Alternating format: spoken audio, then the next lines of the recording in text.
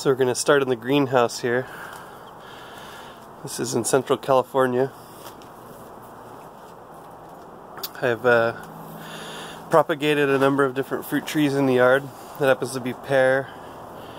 Got some blackberry, some grapes that were found on the side of the road, and those are doing okay, but I cloned those. And then pomegranate and all kinds of other stuff in here too.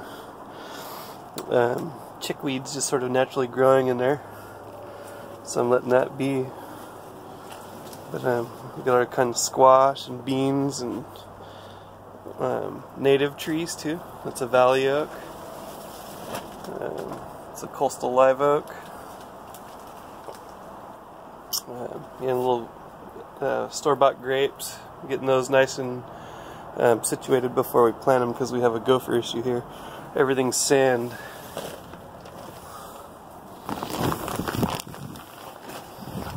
Got a little bit of volunteer mullein growing in there, so I'm going to cultivate that. As soon as it goes to seed, I'll collect those seeds, because it doesn't really grow in this area. Currants. Native currants. They're completely covered in thorns, but I still like them. When I'm out in the woods, I'll forage for them when they're in season. You know, they're prickly. We've got a row of sunflowers. And at the end there's some aloe vera. Lots of aloe vera. It's a medicinal.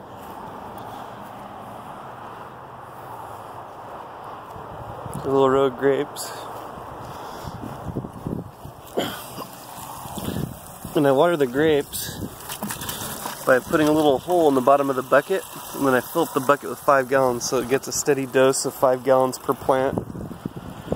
That way I know they're well saturated, and I can move the buckets around to other plants that may be thirsty, and inundate them with water. And then at the end I have these, it's that lavender. And then diversified the orchard. It already came with a bunch of trees when we bought the land, and we planted a bunch more. So that's a pear. Got an almond over here, and over there that little guy's a grapefruit. And then we planted a little hedge of paddle cactus as an added little barrier, so people aren't hopping the fence and stuff.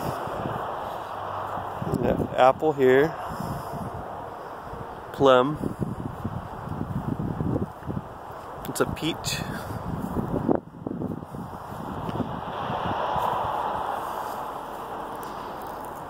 Cherry trees, orange. I'm not sure what that is. It was inundated with snails when we first acquired the property, so we'll find out. I think it's an orange. And 2 great big lemon trees, and that's a fig. And then to pollinate everything, we put a couple beehives out. I've had this one for 2 years, and I caught that one this year, and they're set up so that they're pollinating the orchard out here. We planted poppies everywhere, just trying to stoke the bees and create a good situation. And then when we tore down the old barn in the back, we repurposed a lot of the barn wood and corrugated roofing material to make these planter boxes. And then we've been mulching the horse manure, and the goat manure, and the chicken manure for making compost and ultimately planting it.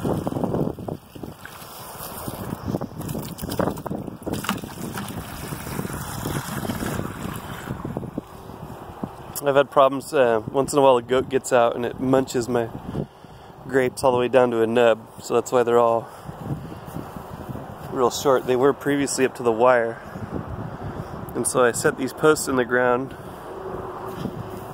and